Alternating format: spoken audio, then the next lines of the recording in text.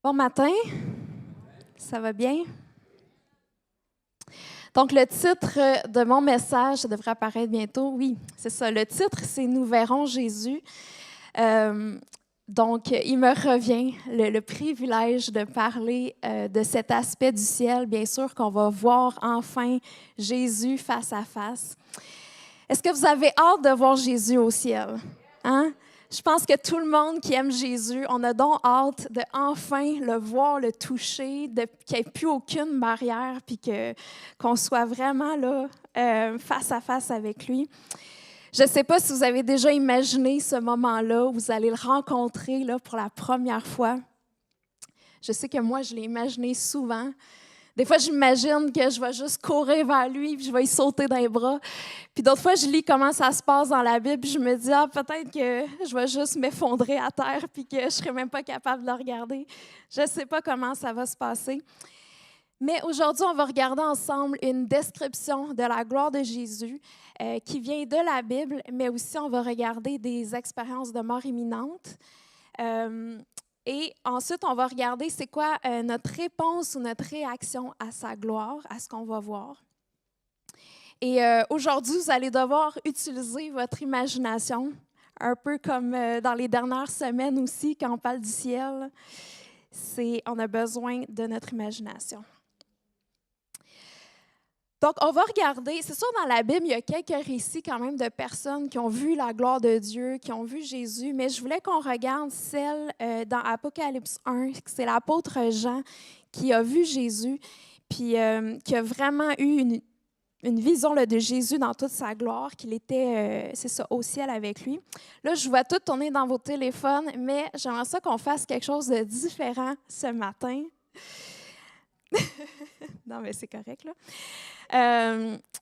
C'est parce que je sais que des fois, on lit des passages qu'on a lus tellement de fois, puis c'est un peu le moment qu'on tombe dans l'une des fois où, tu sais, ah oui, je sais qu'est-ce que ça veut dire. Mais j'aimerais vous inviter à fermer les yeux, puis je vais vous lire ce passage-là, puis je vais le lire tranquillement, mais je veux vous demander d'essayer d'imaginer, de mettre tous ces aspects-là de la description de Jésus et d'essayer de vous faire une image de Jésus dans sa gloire. Mais juste avant, je vais prier. Papa, je veux te remercier parce que tu nous as donné une imagination, puis que ça vient de toi, que c'est une bonne chose, puis que c'est une clé pour la foi. Et Saint-Esprit, je vais te demander ce matin que tu prennes le contrôle de chacune de nos émotions, de chacune de nos imaginations, de nos pensées, que toute distraction soit chassée, que tout ce qui cherche à venir distraire, qu'on rend ça captif à Jésus. Puis on prie, Saint-Esprit, que tu ouvres les yeux de nos cœurs, que tu viennes nous faire voir la gloire de Jésus, parce que juste toi qui peux la révéler. Et je sais, Saint-Esprit, que ton cœur, c'est de magnifier Jésus. Et je prie que ce matin, c'est ce que tu fasses pour nous, que tu viennes magnifier Jésus. Amen. Donc, je vous lis ça. J'entendis derrière moi une voix forte comme le son d'une trompette. Je me retournai pour savoir quelle était la voix qui me parlait. M'étant donc retournée, je vis quelqu'un qui ressemblait à un fils d'homme.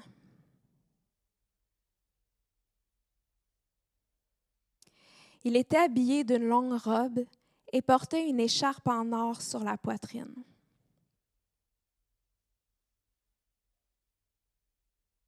Sa tête et ses cheveux étaient blancs comme de la laine blanche, comme de la neige.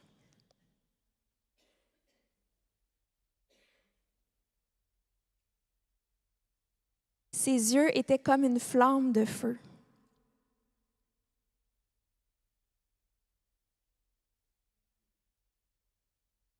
Ses pieds étaient semblables à du bronze ardent, comme s'ils avaient été embrasés dans une fournaise.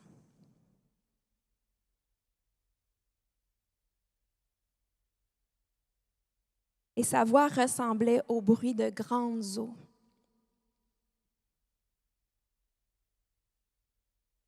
De sa bouche sortait une épée aiguë à 2 tranchants.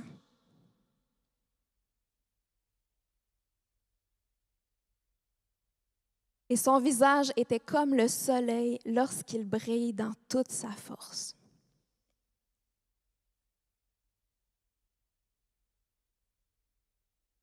Avez-vous réussi à vous faire une image de tout ça mis ensemble? On dirait que ça va bien jusqu'à fils d'homme avec une robe, mais après ça, quand on tombe cheveux blancs, barbe blanche, c'est comme, on n'est pas habitué d'imaginer Jésus comme ça. Donc, je veux décortiquer un petit peu ce passage-là avec vous. La première chose qui nous est dit, c'est qu'il ressemble à un fils d'homme. Et je trouve ça fascinant que Jésus, dans toute sa gloire, a encore l'aspect d'un être humain et qu'il se fait comparer à un fils d'homme. C'est un texte qui est inspiré par le Saint-Esprit. Il aurait pu dire il ressemblait à un fils de Dieu. Il aurait pu dire il ressemblait à un père de l'homme, mais il dit il était comme un fils de l'homme. Et on voit vraiment l'humilité de Jésus là-dedans, qui est prêt à se faire comparer à un fils de sa créature. Et Jésus aime être semblable à nous dans notre humanité. Je crois que c'est quelque chose qu'il aime. C'est comme il nous aime tellement qu'il veut être proche de nous, même dans sa nature. Et il est un homme pour toute l'éternité. Le titre « Fils de l'homme », ça a été utilisé 85 fois dans le Nouveau Testament. Puis il y a 83 de ces fois-là que c'est Jésus lui-même qui utilise cette expression pour faire référence à lui-même. Fait qu'il aime ça, ce titre. Il aime se faire appeler le Fils de l'homme. Et c'est comme s'il disait, là, je suis devenu comme toi. Ensuite, il a une longue robe blanche et une ceinture dorée. Le texte ne dit pas que sa robe est blanche, le texte que je viens de vous lire. Je suis sûre que tout le monde vous avez imaginé une robe blanche, mais c'est parce qu'il y a d'autres passages dans la Bible qui disent qu'il est vêtu de blanc, donc c'est pour ça. Et le blanc, ça symbolise bien sûr la pureté, la sainteté. Le doré ou l'or, c'est aussi un symbole de pureté, comme l'or qui est purifié dans le feu, dont on a enlevé toutes les impuretés. Donc Jésus est revêtu de pureté et de sainteté. Ses cheveux sont blancs comme la laine, comme la neige. Ici, ce n'est pas parce que c'est un signe de vieillesse que Jésus est rendu un vieillard. C'est un symbole, encore une fois, dans la Bible. Premièrement, les cheveux, c'est un symbole de force et d'autorité, mais aussi de consécration et de droiture. Et les cheveux blancs, c'est un symbole de maturité, de sagesse et aussi de pureté. Donc, je crois qu'il y a des choses, des fois, comme Jean qui a vu ça, Jésus avec les cheveux blancs et la barbe blanche. Il y a des personnes qui ont vécu des expériences de mort imminente qui l'ont vu avec les cheveux bruns. Je pense que Jésus peut se montrer sous différents angles, dans différents aspects.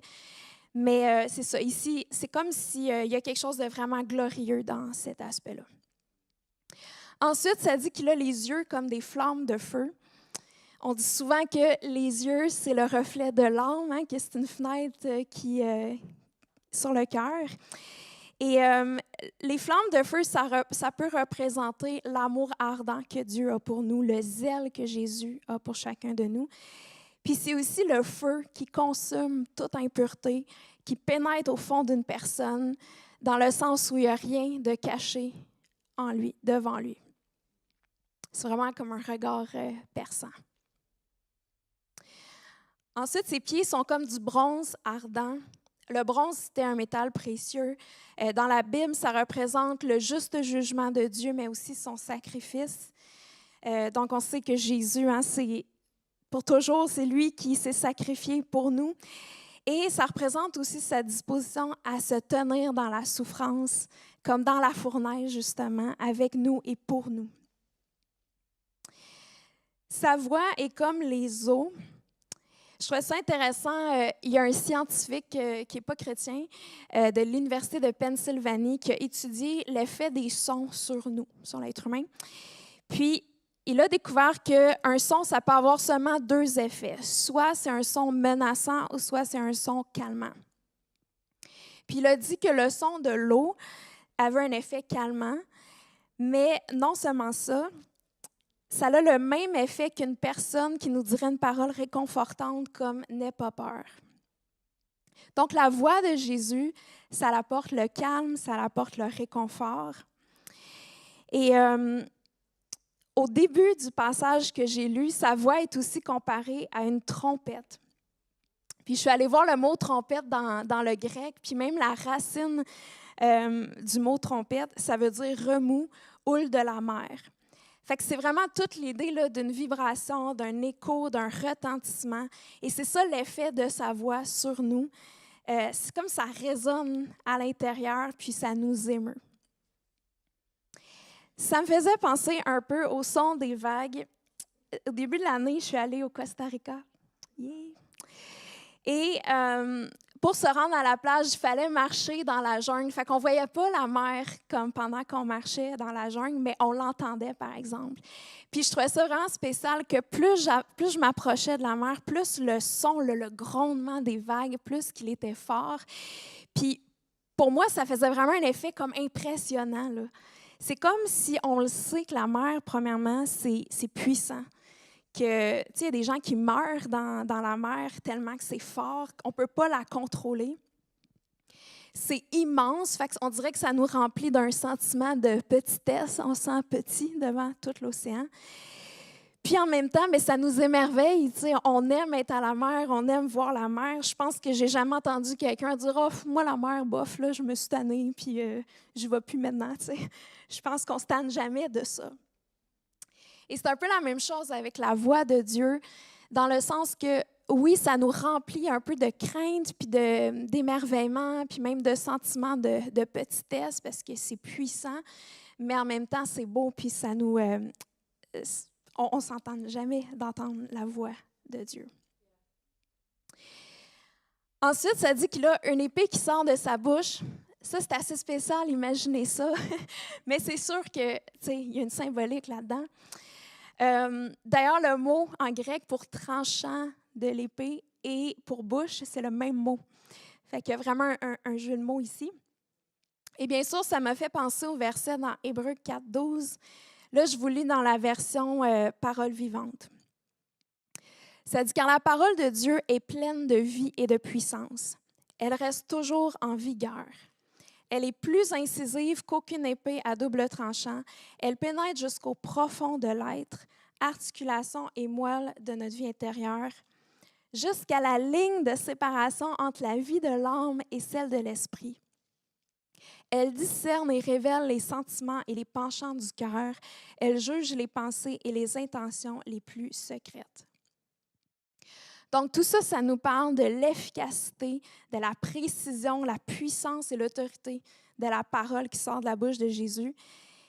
Et sa parole, elle a toujours un effet. C'est comme si elle laisse une marque. Tu sais, si on se fait couper par un épée, ça va laisser une marque. Puis sa voix, ça nous marque pour la vie. Je suis sûre que vous avez des moments que vous vous rappelez, « Ah, à ce moment-là dans ma vie, Dieu m'a parlé, là, ça a résonné tellement fort en moi. » Puis vous êtes marqués pour la vie par ce moment-là. Puis, finalement, ça dit que son visage est brillant comme le soleil dans toute sa force. Donc, Jésus, bien sûr, c'est la lumière du monde, c'est la lumière qui va éclairer tout le ciel. Et son éclat et sa splendeur, ça surpasse tout ce que l'apôtre Jean a vu sur terre. C'est comme si on a l'impression qu'il n'y a rien là pour comparer. Fait qu'il dit, c'est comme le soleil dans toute sa force parce que c'est la chose la plus lumineuse qu'on a ici sur terre. Mais tout ça nous dit que Jésus est resplendissant. Ensuite, on voit la réaction de Jean quand il voit ça. Il dit, « Quand je le vis, je tombai à ses pieds comme mort. Il posa alors sa main droite sur moi en disant, « N'aie pas peur. Je suis le premier et le dernier, le vivant. J'étais mort et voici, je suis vivant au siècle des siècles. » C'est spécial parce que Jean, c'était un ami proche de Jésus. Et il l'a côtoyé à tous les jours pendant 3 ans. Ils ont sûrement ri ensemble, ils ont mangé ensemble. Jean, c'est celui qui s'est penché sur la poitrine de Jésus lors du dernier souper. Il a même vu Jésus transfiguré sur la montagne. Fait qu'il a quand même vu un aspect de la gloire de Jésus. Et là, c'est comme si il est tellement rempli de crainte et de révérence qu'il s'effondre là à ses pieds. Et non, il ne dit pas « Ah, salut Jésus, je suis content de te voir. » Tu sais, c'est drôle que je ne sais même pas jusqu'à quel point qu'il catch que c'est Jésus. Ou en tout cas, peut-être qu'il sait, mais il a l'air un peu déstabilisé, là, tu sais. Et c'est sûr que, tu sais, Jésus sur la terre, on sait qu'il n'y avait rien pour attirer les regards. Il y avait un aspect ordinaire, semblait à un homme quelconque, mais là, il se montre dans toute sa gloire et c'est sûr que pour Jean, ça doit être vraiment impressionnant. Et ce que je trouve beau ici, c'est que tu as Jésus qui s'approche de Jean, qui met sa main sur son épaule, qui dit « N'aie pas peur ». C'est comme s'il disait « Hey, c'est moi ». Tu sais, il dit « Je suis le premier, le dernier ». Ben oui, j'étais mort, mais là, je suis ressuscité, puis je vis pour toujours. Donc, le point à retenir, je trouve, de toute cette description, puis de ce qu'on va voir ensuite, c'est que la gloire de Jésus, c'est à la fois sa splendeur majestueuse qui nous inspire la révérence et tout ça, mais c'est aussi son amour puis son humilité. Et la gloire de Jésus, c'est tout ce qu'il est. Dans le fond, c'est tous les aspects de sa personne. On dirait que des fois, quand on pense à la gloire de Dieu, on pense juste au côté resplendissant, justement, ou le côté royal, majestueux. Mais le fait que Jésus est mort à la croix, ça fait partie de sa gloire. Le fait qu'il est plein d'amour, ça fait partie de sa gloire. Le fait qu'il est l'ami fidèle, ça aussi, ça fait toute partie de sa gloire. OK, fait que là, je vais vous partager quelques expériences de mort imminente. Puis je trouve ça tellement intéressant parce que ce qui est le fun là-dedans, c'est de voir à quel point ça confirme les choses de la Bible. Et ce que les gens ont vu, ça fit vraiment avec la description qu'on vient de voir. Je vais vous lire premièrement un témoignage de Randy Kay, qui a eu une expérience vraiment spéciale où il est allé au ciel après être mort. Et là, ici, il raconte sa première rencontre avec Jésus, le moment qu'il le voit pour la première fois. Il dit, à ce moment-là, quelqu'un se tenait à ma droite et a doucement posé sa joue barbue sur la mienne, tandis qu'il m'étreignait de côté avec son bras gauche. Ma première pensée a été, c'est donc ça l'amour? Aujourd'hui encore, alors que j'écris ceci, je dois admettre que je pleure à cause des émotions intenses que j'ai ressenties lors de cette première rencontre. Aucun mot ne peut expliquer adéquatement mon immersion totale dans la paix parfaite, le confort et l'assurance que j'ai éprouvés pour la première fois de ma vie. J'étais arrivée à la maison.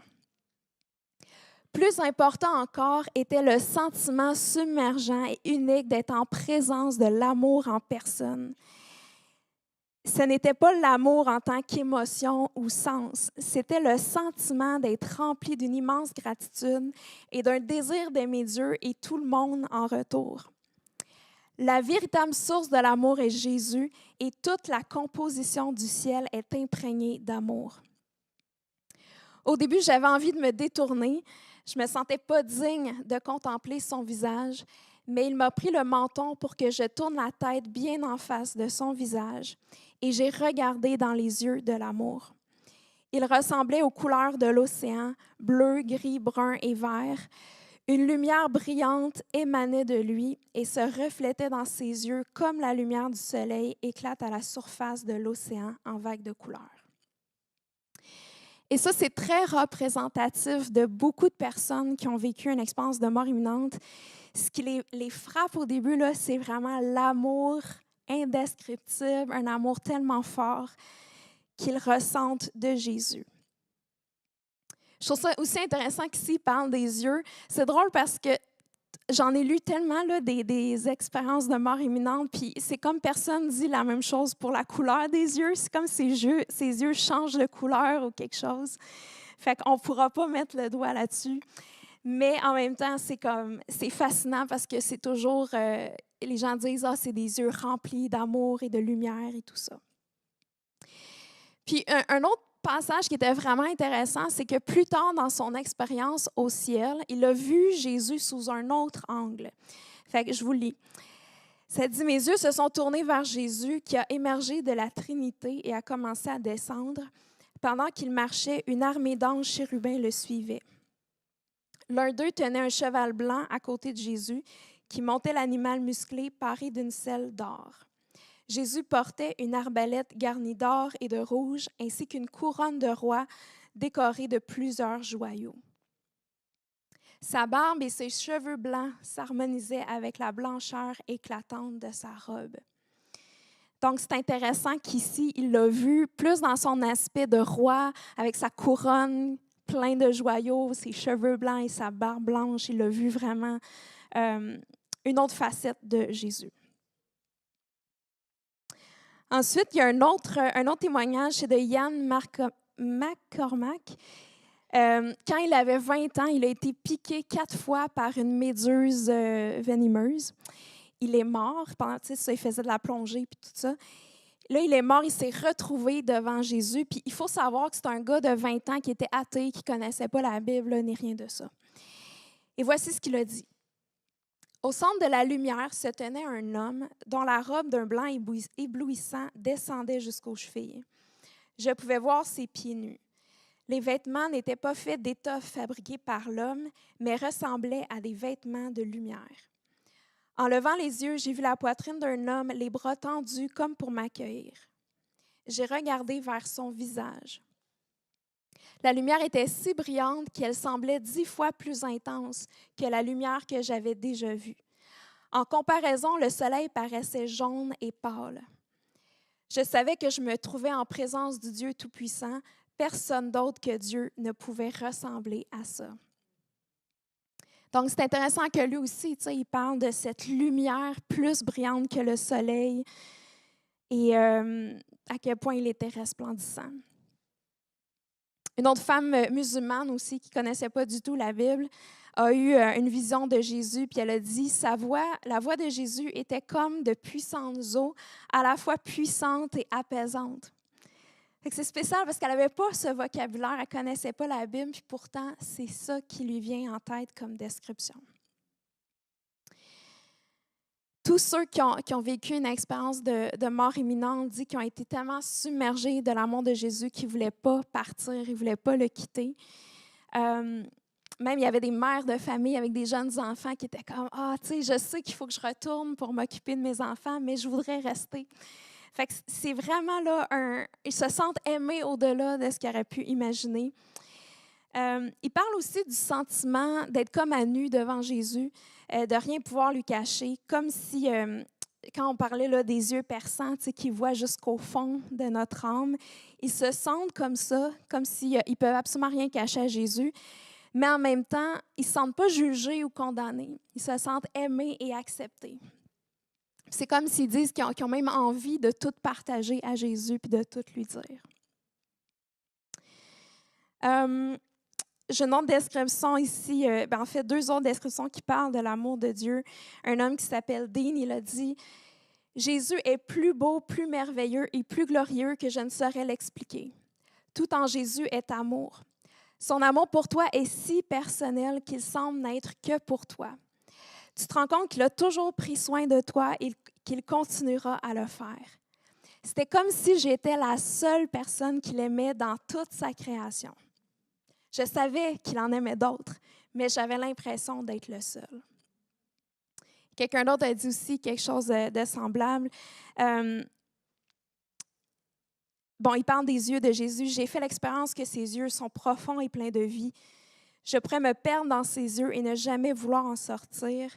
Dans ses yeux, j'ai vu l'amour pour chaque être humain et chaque création de Dieu. Au début, j'ai eu l'impression que ses yeux n'avaient d'amour que pour moi. Mais lorsque je pensais à quelqu'un d'autre, je voyais son amour pour cette personne-là. Et j'ai alors pensé à quelqu'un d'autre. Et la même chose s'est produite. J'ai vu son amour pour cette autre personne. »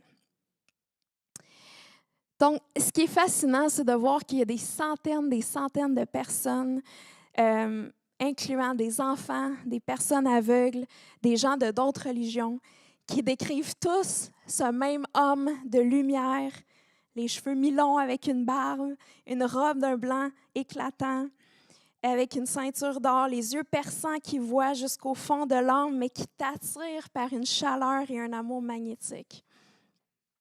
Et c'est ça qui est fascinant, c'est que ça vient tout confirmer ce que dit la Bible à propos de Jésus.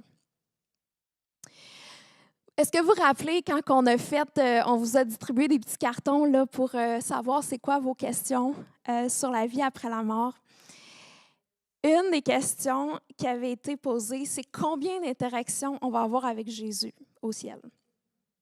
J'avoue que moi aussi, je me suis déjà posé cette question-là parce que sur Terre, on peut tous passer du temps avec Dieu séparément, puis être seul avec lui, grâce au Saint-Esprit, bien sûr. Mais là, je suis comme au ciel, on va se retrouver encore avec Jésus physiquement. Ou, tu sais, dans ma tête, je me disais, bon, là, si Dieu est sur le trône, puis c'est comme l'endroit où on va l'adorer, bien, est-ce que je peux quand même passer du temps avec Jésus en faisant d'autres choses? Je ne savais pas trop de quelle manière ça allait se faire. Mais, puis je me disais, est-ce qu'il va falloir que je partage Jésus avec 1 milliard de personnes, puis que je prenne rendez-vous pour passer du temps avec lui? Ou est-ce que je vais pouvoir le voir juste en foule, avec toute la foule de croyants en même temps? Mais la réponse, c'est que Jésus est omniprésent, puis qu'il va l'être encore au ciel. Et les personnes qui ont vécu là, des EMI, des expériences de mort imminente, ils disent que, par exemple, ils pouvaient revenir du trône de Dieu, où ils avaient loué le Père et ils avaient loué Jésus. Puis là, en chemin, ils pouvaient voir Jésus dans un coin là-bas qui joue avec des enfants. Ils pouvaient voir Jésus qui parlait avec un groupe d'adultes. Puis en même temps, Jésus marchait à côté d'eux. Donc, on va pouvoir être avec lui autant qu'on le voudra. On va pouvoir passer des moments seuls avec lui, mais aussi en groupe, puis tout parmi la foule des croyants. Les personnes qui ont vécu des EMI décrivent aussi Jésus comme une personne qui est agréable à côtoyer. Jésus, c'est la personne la plus joyeuse, la plus enthousiaste, aventureuse et le fun. Il n'y a pas de meilleur ami que Jésus. Et des fois, on pense au côté, on dirait solennel, où est-ce qu'on va louer Dieu devant son trône. Mais on va aussi pouvoir rire avec lui, discuter de plein de sortes de sujets. Moi, j'ai hâte de voir tout ce qu'il va nous enseigner sur sa création, la nature. Il va y avoir des tonnes de choses à nous dire. Puis on va pouvoir découvrir avec lui, puis voyager, puis faire plein de choses. Et bien sûr, on va expérimenter une intimité puis une union parfaite avec lui. Il y a une personne qui a vécu une EMI. Elle a dit « Le fait d'être avec lui au ciel m'a permis de ne faire qu'un avec lui d'une manière que je n'aurais jamais pu imaginer. Je pensais ce qu'il disait, je rêvais ce qu'il rêvait et je ressentais ce qu'il ressentait. » Donc, notre intimité avec lui, ça va atteindre vraiment là, comme un autre niveau. Puis il y a beaucoup de gens aussi qui ont eu des expériences comme ça, qui ont dit qu'on peut même communiquer avec Jésus juste par la pensée, sans être obligé de parler à voix haute. C'est comme si on parle d'esprit à esprit, un peu comme quand le Saint-Esprit nous parle, mais là, c'est encore plus clair, évidemment. Donc, notre réaction à tout ce qu'on va voir de la gloire de Jésus, bien sûr, ça va être la louange. Je suis sûre que je ne vous surprends pas en disant ça. Et je veux premièrement regarder avec vous tout l'aspect du trône, parce que la Bible dit qu'il y a un trône dans le ciel. On va lire ça dans Apocalypse 4, versets 2 et 3. Ça dit « Voici, il y avait un trône dans le ciel, et sur ce trône, quelqu'un était assis. Celui qui était assis avait l'aspect d'une pierre de jaspe et de sardoine, et le trône est entouré d'un arc-en-ciel semblable à de l'émeraude. » Ce que je trouvais vraiment intéressant, c'est qu'une personne qui a vécu une EMI, qui a décrit le trône comme étant énorme, il disait que c'était de plusieurs centaines de kilomètres de large et d'au moins 80 kilomètres de haut, puis qu'il y avait un dôme, un toit en dôme au-dessus du trône. Fait que je ne sais même pas si on peut voir d'un bout à l'autre du trône tellement qu'il est grand. Et il a dit que c'était un trône transparent comme du cristal, mais qui semblait être fait d'ivoire, d'or et d'argent. Puis il a dit que c'était le plus bel endroit de tout le ciel. La Bible dit aussi que devant le trône, il y a une mer de verre qui a la transparence du cristal. Et ça, j'avoue que c'était un point qui m'a toujours rendu un peu perplexe. Je suis comme, mais là, c'est une vraie mer? C'est quoi exactement? Puis, quelqu'un qui a vécu une EMI a dit, devant le trône, il y avait un grand espace ovale fait de pierres de saphir. Et la Bible décrit ça qu'il y a un plancher de saphir sous les pieds de Dieu, là, sous le trône de Dieu. Et c'est appelé une mer parce que c'est bleu et ça brille. C'est appelé du verre parce que c'est fait de saphir, d'où le terme mer de verre. Et en d'autres mots, ce n'est pas de l'eau, ce n'est pas un symbole du flot du Saint-Esprit, mais c'est une place solide où on se tient. Donc, vous pouvez vous imaginer qu'il y a beaucoup d'actions autour du trône, beaucoup d'anges et de croyants qui sont là et qui louent Dieu. Et c'est comme la place où est-ce qu'on va se tenir. Bien sûr, la musique va faire partie de toute l'ambiance du ciel et de toute l'atmosphère autour du trône. Une des expériences ici, ça dit « La louange de Dieu était le cœur et le focus de la musique. Partout, la joie de la musique pouvait être ressentie. Les parties les plus profondes de mon cœur résonnaient avec la musique. Je voulais en faire partie pour toujours et je ne voulais pas que ça arrête. » Donc, le trône, c'est vraiment comme le centre de toute l'action au ciel. C'est le centre des présentations les plus spectaculaires, oui, de musique, mais aussi de danse, d'art et de créativité. Je veux vous lire un autre passage dans Apocalypse 5 qui parle un peu justement de cette louange. C'est encore Jean qui a cette révélation. Il dit « Je regardais et j'entendis la voix de nombreux anges rassemblés autour du trône, des êtres vivants et des anciens. Ils étaient des myriades de myriades et des milliers de milliers. Ils disaient d'une voix forte, « L'agneau qui a été offert en sacrifice est digne de recevoir la puissance, la richesse, la sagesse, la force, l'honneur, la gloire et la louange. » Toutes les créatures qui sont dans le ciel, sur la terre, sous la terre, sur la mer, tous les êtres qui s'y trouvent, je les entendis s'écrier à celui qui est assis sur le trône et à l'agneau, soit la louange, l'honneur, la gloire et la domination au siècle des siècles. Les 4 êtres vivants répondaient « Amen » et les anciens se prosternèrent et adorèrent. On voit au début de ce passage-là qu'il y a des milliards d'anges qui louent Jésus. Et dans les témoignages, ça disait qu'une seule voix d'ange, ça résonne comme la voix de plusieurs personnes. Fait que juste ça, imaginez, là, des milliards de personnes, d'anges qui disent la même louange tous ensemble. Ça devait être un son assourdissant, là. Ça devait être tellement impressionnant. Et comme si ce n'était pas assez, là, après, on voit que toutes les créatures, tous les êtres humains, tout ce qui existe, se joignent à eux. Et là, c'est comme, je ne sais même pas comment on peut s'imaginer ça, mais c'est des triades de voix qui disent tous la même chose ensemble, avec conviction, avec cœur. Je ne sais pas si vous avez déjà été, mettons, au Centre Bell pour un spectacle ou pour une game de hockey, mais déjà, c'est quand même spécial quand tu as tout le monde dans le stade qui crie la même chose en même temps. C'est quand même un effet spécial. Mais imaginez là comment ça va être tellement plus grand, tellement plus puissant. Il y a une énergie là, extraordinaire qui sort de ça, là. Et une des choses qui revient souvent dans ce qu'on va dire dans la louange, c'est ce mot « digne ». Puis je me suis attardée sur ce mot-là parce que même nous, on chante souvent ça dans nos chants. Puis je me suis dit, qu'est-ce que ça veut dire réellement « tu es digne ». Mais ça veut dire vraiment « tu fais le poids ». C'est ça quand tu regardes la définition dans le grec, c'est que tu fais le poids, tu mérites tout ça. Dans un sens, ça veut dire c'est adéquat, puis c'est approprié que tu reçoives la puissance, l'honneur, la gloire et tout ça. Puis dans l'Apocalypse, c'est sûr que c'est nommé quelques raisons pourquoi Dieu ou Jésus sont dignes de recevoir tout ça. C'est sûr qu'il y a l'aspect que Dieu est digne parce qu'il a tout créé. Tu sais, on existe à cause de lui. Donc, juste ça, il est digne. Et Jésus, il est digne parce qu'il s'est donné en sacrifice. Je ne sais pas si vous avez remarqué, mais au début, quand c'est juste les anges là, qui louent, ils disent « l'agneau qui a été offert en sacrifice est digne ». Puis ensuite, ils vont nommer toute la liste. Mais Jésus ne s'est pas sacrifié pour eux, les anges. Puis pourtant, c'est ça leur louange. C'est quelque chose qui qui admirent tellement. Ça fait tellement, c'est tellement central à la louange au ciel que même les anges vont le louer de cette manière-là. Ça va rester un thème central de notre louange au ciel, même après des millions et des millions d'années. On va toujours être conscient qu'on est là parce que Jésus nous a rachetés. Et ensuite, on voit, là, il y a les 4 êtres vivants. Je ne rentrerai pas dans la description de à quoi ils ressemblent. C'est vraiment spécial.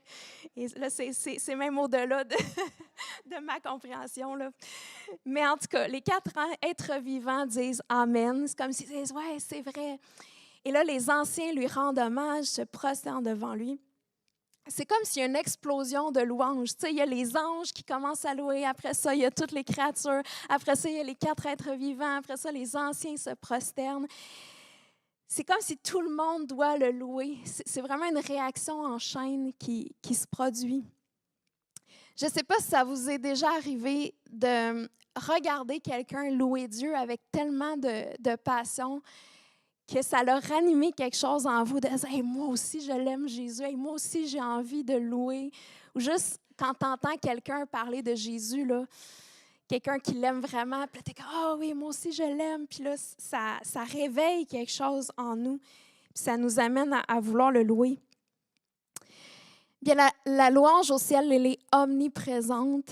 Et c'est vraiment l'expression spontanée, le débordement d'émerveillement à ce qu'on voit. C'est comme si on n'arrêtait pas de crier comme « Wow, wow » ou « Aïe, aïe » devant ce qu'on voit parce que c'est tellement magnifique. C'est comme un trop-plein d'émotions qui doit être exprimé. On ne peut pas se retenir. Et il y a un témoignage que je trouve intéressant, c'est un président de banque conservateur, réformé. Donc, eux, à l'église, ils louent comme ça, là, les 2 mains à côté de chaque barre, puis ils ne bougent pas. Puis lui, regardez ce qu'il dit. Il dit « J'ai aperçu le trône éblouissant d'un blanc éclatant. J'ai vu d'énormes piliers blancs entourant le trône et une énorme foule de gens, hommes et femmes, garçons et filles, dansant et chantant en chœur pour louer les 2 êtres assis sur le trône, donc le Père et Jésus. » Ensuite, il dit « J'avoue que je n'aurais jamais levé les mains pendant la louange sur terre, mais au ciel, vous ne pourrez pas vous en empêcher. » C'est ça. C'est comme si ça vient de l'intérieur, mais c'est plus fort que nous. Puis, tu sais, des fois, on s'imagine que la louange au ciel, ça va finir par être long, puis que ça va peut-être même être un peu ennuyeux. Parce qu'ici, sur Terre, après un certain temps, quand ça fait un bon là, 1 heure, 2 heures, des fois dans les conférences là, qu'on loue, là, ben, des fois on est comme « OK, là, je serais prête à passer au message. » Là, parce qu'on se fatigue, puis on se tanne, puis on est humain, on est limité. Mais au ciel, ça ne sera pas un effort de louer, ça ne sera pas plate. Et il y a plusieurs personnes qui ont vécu une EMI qui ont dit qu'elles auraient explosé si elles n'avaient pas loué Jésus. Ça ne se contient pas. Tu ne peux pas retenir ça en dedans. Il faut que ça sorte. Puis, une autre personne qui a dit « Je voulais juste le louer pour toujours ». Fait que peut-être que maintenant, tu te dis « Ah, j'ai pas le goût de louer Dieu toute l'éternité avec la harpe. » Non. Il y a bien d'autres manières de louer que la harpe, là. Mais dans le sens que, rendu là-bas, là, ça va être ça que tu vas vouloir faire. Et bien sûr, c'est ça, la louange, ça ne sera pas juste se prosterner, jouer de la harpe ou même juste de chanter. La louange, c'est tellement plus que ça. Il y a plein de façons d'adorer Dieu. Et le ciel, ça va être une célébration créative de Dieu. Il y a des gens, oui, qui vont écrire des chansons, d'autres qui vont danser. Il y a des personnes qui vont apporter des cadeaux de créativité à Dieu ou de découverte, parce qu'on va continuer d'apprendre, de découvrir des choses. Et c'est toutes des façons de magnifier Jésus, de le servir, de lui faire du bien. Puis, c'est sûr qu'on va faire autre chose au ciel que juste être autour du trône, mais même si on est en train de prendre soin de nos fleurs dans notre jardin, à Robert, parce que je crois qu'il va y avoir ça au ciel, il va y avoir des fleurs, il va y avoir des jardins et tout ça. Il y a des témoignages qui disent aussi qu'il y a le fleuve de vie, que tu peux te baigner dedans, puis là, tout le monde est crampé quand tu te baignes dans le fleuve de vie. J'ai hâte de voir ça. Mais peu importe ce que tu fais, juste le fait que tu te réjouis, que tu es heureux en Jésus, bien ça l'honore. Puis il y a plein de façons de servir puis d'honorer Dieu.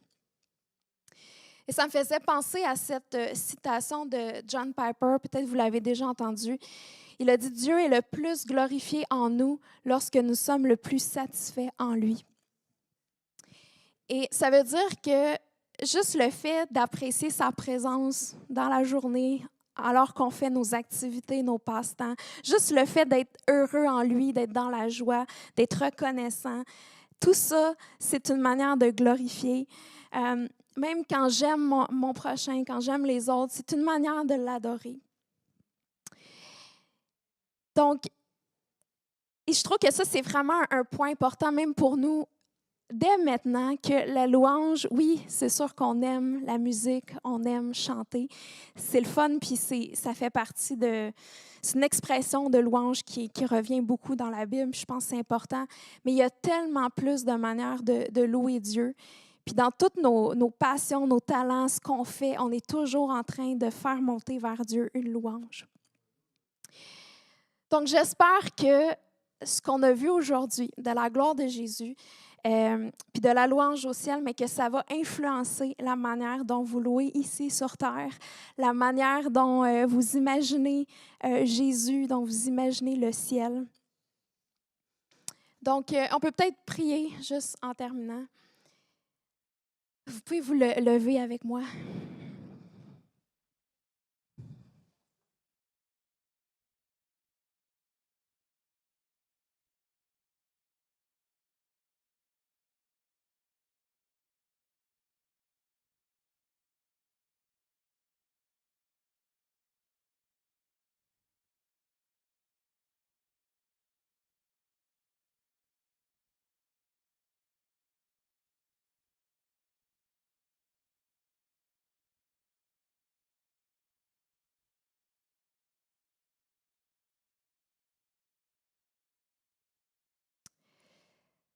Merci Jésus pour ce que tu as préparé pour nous.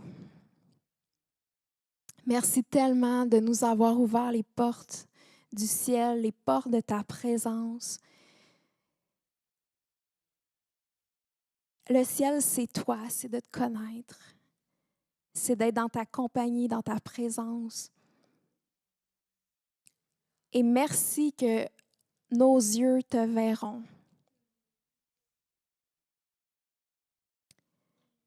Merci que tu ne vas pas nous cacher ta gloire, mais que tu vas la manifester dans toute son ampleur.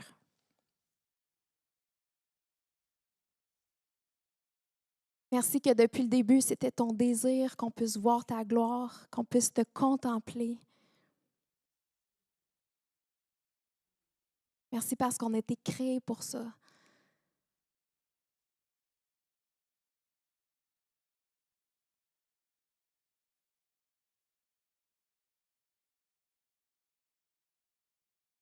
Saint-Esprit, je te demande de mettre dans nos cœurs une passion pour la louange, de venir élargir notre vision de ce que c'est.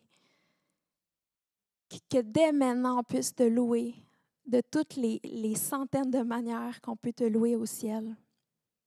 Que déjà ici-bas, qu'on puisse tout faire pour ta gloire.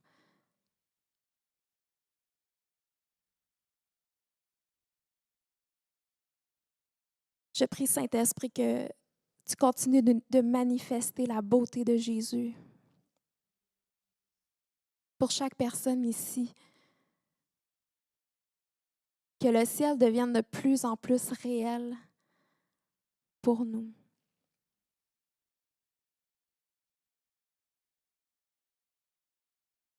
Qu'on n'ait pas l'impression de lire une histoire ou une fable, mais qu'on devienne familier avec notre vraie maison.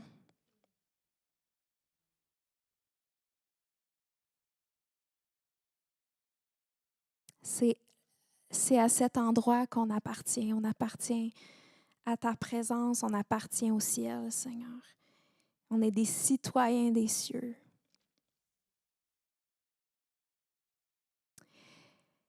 Puis je prie qu'alors que ça devienne de plus en plus clair ce que c'est le ciel, mais qu'on puisse faire descendre ton ciel ici-bas, qu'on puisse appeler les choses du ciel dans notre vie sur terre, que de plus en plus ton royaume se manifeste ici, Seigneur. Que dès maintenant on puisse voir ta gloire dans différentes facettes, dans différents aspects de qui tu es et de ce que tu fais.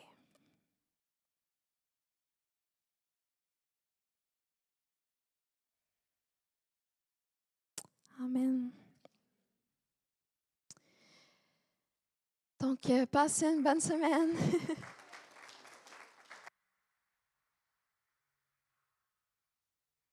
Salut tout le monde, merci beaucoup d'avoir été avec nous aujourd'hui. Ça nous fait vraiment plaisir de savoir que vous étiez connectés en ligne, mais on aimerait tellement ça pouvoir vous rencontrer en personne. Donc, si vous le pouvez, venez le dimanche prochain, venez nous rencontrer. Il y a une place pour vous ici. Si vous avez des questions sur la foi en général ou sur le contenu de nos réunions, n'hésitez pas à nous écrire à montréal@catchthefer.com. Vous pouvez aussi nous retrouver sur les médias sociaux. On est sur Facebook et sur Instagram. Et je vous invite aussi à vous abonner à notre chaîne YouTube pour être sûr de rien manquer là, de toutes nos réunions en ligne et aussi d'autres vidéos qu'on publie durant la semaine. Merci encore d'avoir été là et on se dit à la semaine prochaine.